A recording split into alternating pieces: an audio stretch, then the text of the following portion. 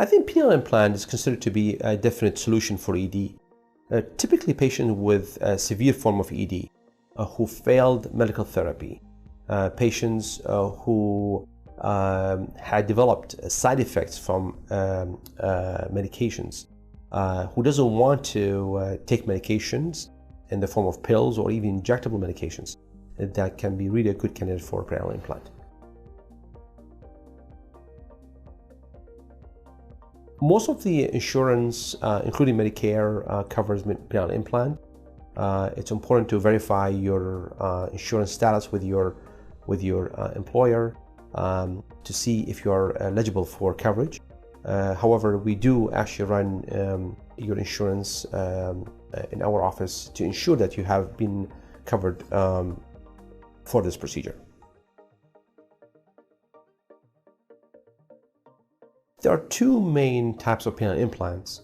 One is the inflatable penile implant, and the second is the malleable or called semi-rigid penile implant. The inflatable penile implant has two types, either a 3-piece or 2-piece. Either of them actually will provide almost a natural erections in terms of sensation, as well as being able to inflate and deflate, which men like, to mimic the natural response to erections.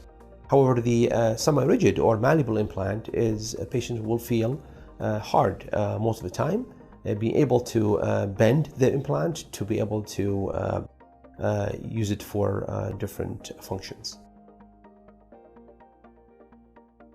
Typically, patients will undergo a thorough evaluation in the clinic to determine their, what we call it, stretch penile length, or SPL. During the surgery, we normally do a very thorough also measurement of the penile length based on very important kind of measurements that have been taken during surgery. That will ultimately provide the patient with the right fit for his penile length that often help him restore erections more better and more natural way of placement of penile implant. If you choose to have an inflatable penile implant, as I mentioned, the being able to squeeze a little pump that we insert inside your scrotum to allow you to pressurize the cylinders by squeezing on those pumps multiple times to allow the fluid to travel between the reservoir, which is a piece of the device that's being inserted inside your pubic bone or behind the pubic bone, and then through the tubing into the cylinders. That mechanism is very robust and very efficient. Again, done through a little device called a pump that's placed intrascrurally. If you choose to have the malleable implant, you don't have to use the pump. This implant is going to be functional by using the penis, by bending or flexing the penis up and down to use it for different functions.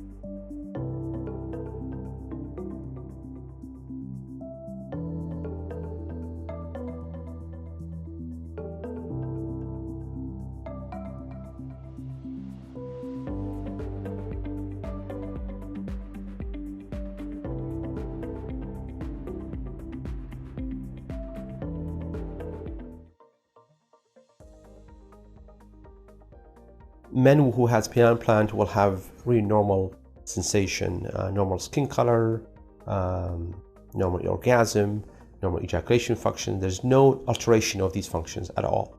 What you're going to feel that the penis is rigid enough for penetration, and that's what's important. For both implants, the malleable or the inflatable penile implant, both of them are concealed within the body. All the parts are being covered with the patient own skin. There's no external devices or changes in the shape or the color of the skin of the penis. So it's very concealed and feels like you've done nothing on the skin. Once you heal, you're able to be normal and act normal around people. So the Coloplast penile implant is made by a very unique material called Bioflex that's made specifically to the penile implant. It's very robust and incredibly strong. It has been also coated with hydrophilic coating that allow multiple antibiotics to get absorbed in order to fight infections.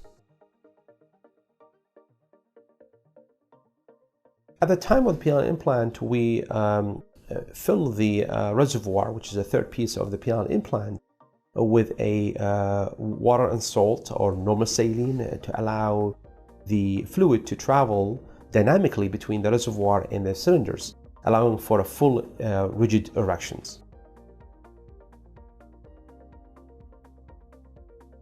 The importance of seeing a specialist like myself will allow you as a patient to kind of tailor the approach and the type of the implant. I think there are different types of placement of the penile implant based on your anatomy and your underlying medical condition. There are different types, and again, whether it's done through the scrotum or through the lower part of the abdomen, something called amphipubic approach, that's all depend on your anatomy and your ability to have the best outcomes. Typically, patients will need to recover for about 2-3 weeks. On the 4th week of that implant procedure, they will come back for what we call cycling of the device, where we're able to teach them how to use the pump and what to expect with having the full erection of the penis and how they deflate and how they inflate. It's really important for also to bring their partners with them, because that will help them also understand the mechanism, and also having some more support at the time of operating the device. I typically tell my patient to wait about 3 to 4 weeks. Sometimes I stretch it to about 6 weeks after the implant being placed. But typically for those motivated patients, I will tell them within the 4th week, once everything healed and become nice and soft, then you'll be able to use it.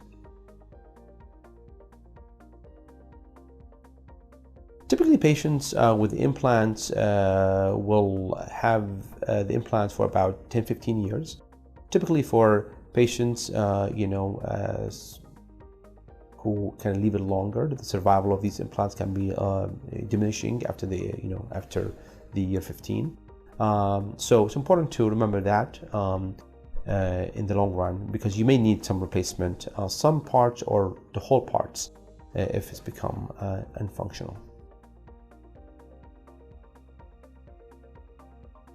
Penile implant procedure is one of the definite solution for ED. I think more and more men are now receiving those implants, and we see the satisfaction rates of the penile implant has been really improved over the last decade or so, and for many reasons. The improvement in the technology, the improvement in the outcomes, the satisfaction for both patients and their partners has been really in the range between 98% and over. Like any other surgery, you expect some degree of pain, swelling, bruising in the area, very small risk of infection, and also very small risk of bleeding. Typically, these implants are also coated with antibiotics and to fight infection, that's reducing the risk of infection. We do perform these under very sterile conditions, and typically infections are very small percentage, in the range between 0.5 and 1%.